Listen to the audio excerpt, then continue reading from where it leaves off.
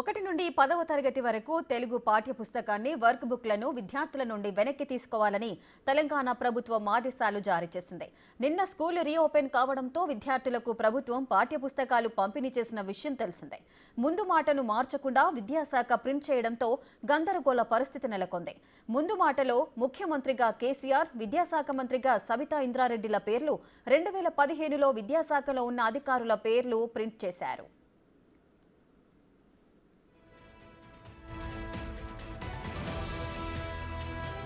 దీంతో ముందు మాట చాప్టర్ వివాదం కావడంతో ఆ పుస్తకాలన్నింటినీ వెనక్కి తీసుకోవాలని పాఠశాల విద్యాశాఖ ఆదేశం జారీ చేసింది. ఇప్పుడున్న సీఎం రేవంత్ రెడ్డి పేరు కాకుండా మాజీ సీఎం పేరును పుస్తకాల్లో ప్రస్తావించడంతో ఆగ్రహం వ్యక్తం చేశారు. ఇప్పటి సీఎం రేవంత్ రెడ్డి పేరు కాకుండా పాఠ్య పుస్తకాలు ఎలా ముద్రిస్తారని సీరియస్ అయ్యారు. పిల్లలను తప్పుదోవ పట్టించేందుకే ఇలాంటివి చేస్తున్నారా అంటూ మండిపడ్డారు. ఈ తప్పిదం ఎవరి వల్ల అయిందనేది దర్యాప్తు చేస్తామని తెలియజేశారు. తొందరలోనే కొత్త పాఠ్య పుస్తకాలు ప్రింట్ చేసి పిల్లలకు పంచడం జరుగుతుందని అన్నారు.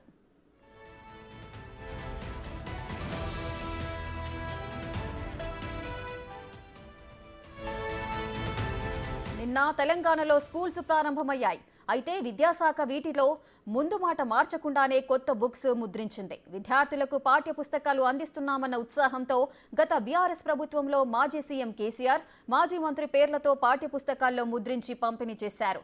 దీంతో అలర్ట్ అయిన విద్యాశాఖ విద్యార్థులకు పంపిణీ చేసిన పుస్తకాలను వెనక్కి తీసుకోవాలని ఆదేశాలిచ్చింది. దీనిపై మరింత సమాచారం మా ప్రతినిధి శ్రీనివాస్ అందిస్తారు. జూన్ 12న పాఠశాలలన్నీ కూడా ప్రారంభమైనటువంటి పరిస్థితి కనబడుతుంది. మొదటి రోజు పాఠశాల లోపల విద్యార్థులకు పెద్ద ఎత్తున కూడా స్వాగతం పలుకుతూ విద్యార్థులకు స్వాగతం పలికారు ఉపాధ్యాయులు. ఈ నేపథ్యం లోపల ఇటు తెలంగాణ విద్యాశాఖ ఒక మౌఖిక ఆదేశం ఇవ్వడం జరిగింది.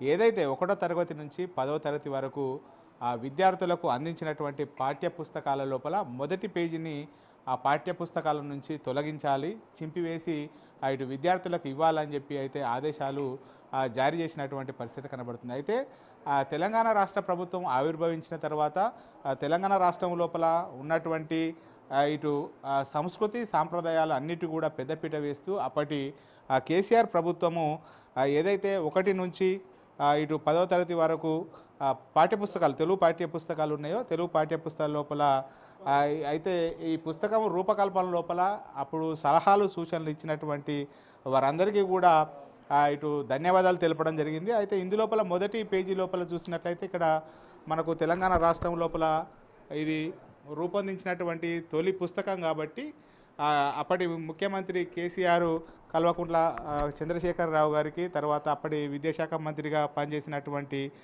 జగదీష్ రెడ్డి గారికి, తర్వాత కడియం శ్రీహరి గారికి, తర్వాత అప్పుడు ఉన్నటువంటి సబితా ఇంద్రారెడ్డి గారికి అందరికీ కూడా ధన్యవాదాలు చేస్తూ ప్రతి పాఠ్యపుస్తకం లోపల కూడా ఇటు ముందు మాటగా ఇది రూపొందించడం జరిగింది. ఈ నేపథ్యం లోపల ఇటు ముందు మాటగా ప్రకటించినటువంటి పేజీ లోపల ఈ తొలగించాలని చెప్పి మౌఖిక ఆదేశాలు ఇచ్చినటువంటి పరిస్థితి లోపల అదే పాఠ్యపుస్తకం లోపల ఉన్నటువంటి 2వ పేజీ లోపల ఇటు వందే మాతర గీతము, తర్వాత జాతీయ గీతము, తర్వాత ప్రతిజ్ఞ ఇవి ఇటు ఈ పేజీ లోపల క్లియర్గా కనబడుతున్నది. ఇటుదికేమో ఇటు ముందు మాట ఈ పేజీ లోపల ఉంటే ఇటు తర్వాత పేజీ లోపల అయితే ఇటు పాఠ్యపుస్తకం లోపల వందే మాతర గీతము, జాతీయ గీతం, ప్రతిజ్ఞ గీతము ఈ పాఠ్యపుస్తకాల లోపల ఉండడం జరిగింది. ఈ నేపథ్యం లోపల ఈ పేజీని తొలగించాలని చెప్పి చెప్పడంతో అయితే ప్రతి పాఠశాల లోపల అయితే ఇక్కడ చూడొచ్చు మన క్లియర్గా ఈ పేజీ లోపల ఉన్నటువంటి మొదటి పేజీని అన్ని పాఠ్యపుస్తకాల నుంచి తొలగించినటువంటి పరిస్థితి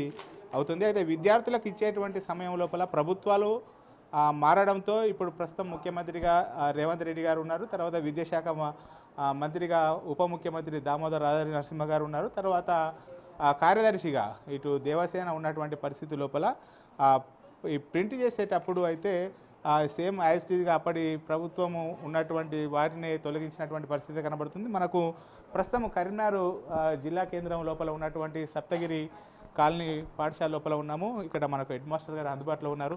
సార్ చెప్పండి, ఈ పాఠ్యపుస్తకాలు వచ్చేటప్పుడు అంటే మీకు అందులోపల అప్పటి ముఖ్యమంత్రి ఉన్నటువంటి నేపథ్యం లోపల పేర్లు ఉన్నాయి కదా, దీనికి మనకు విద్యాశాఖ నుంచి ఏం ఆదేశాలు వచ్చాయి, మీరు ఏం తొలగించారు? అంటే విద్యార్థులకు మొత్తం కూడా పాఠ్యపుస్తకాలు ఇచ్చారా?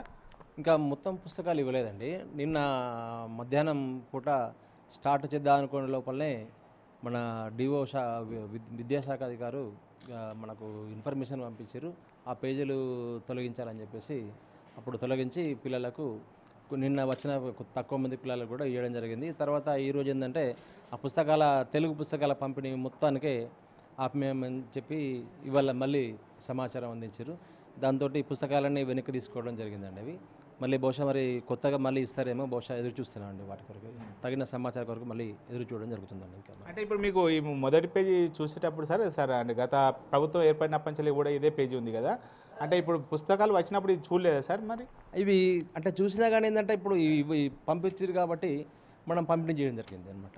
యాక్చువల్గా అంటే ఇప్పుడు ఉన్నా కానీ మన వచ్చిన స్టాక్ని అయితే మనం పిల్లలకి ఇవ్వాలి కాబట్టి ఇవ్వడం జరిగింది యాక్చువల్లీ.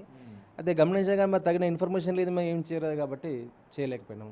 వచ్చేదాకా ఇమ్మడే మళ్ళీ ఆపడం జరిగింది. ఆ పేజెస్ తొలగించడం జరిగింది సార్. అంటే మీరే చూసి ఏమన్నా విద్యాశాఖ అధికారికి ఇన్ఫర్మేషన్ ఇచ్చారా లేకపోతే వాళ్ళే చేశారు? వాళ్ళ నుంచే మనకు తగిన సమాచారం వచ్చింది. టైం మీద ఇమ్మడే తొలగించడం జరిగిందండి. మళ్ళీ ఇది మొత్తానికైతే ఇప్పటికే దాదాపుగా పాఠశాల ప్రారంభం రోజే విద్యార్థులకు ఎలాంటి ఇబ్బందులు లేకుండా అయితే పాఠ్యపుస్తకాలు చేరాలని చెప్పి ప్రభుత్వం ఉద్దేశం చేసినది.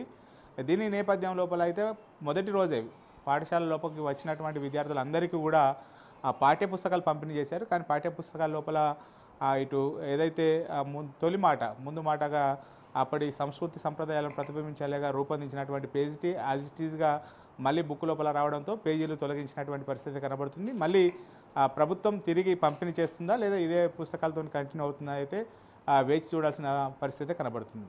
కెమెరా పర్సన్ అంజితో శ్రీనివాస్, బిగ్ టీవీ, కరీంనగర్ నుండి.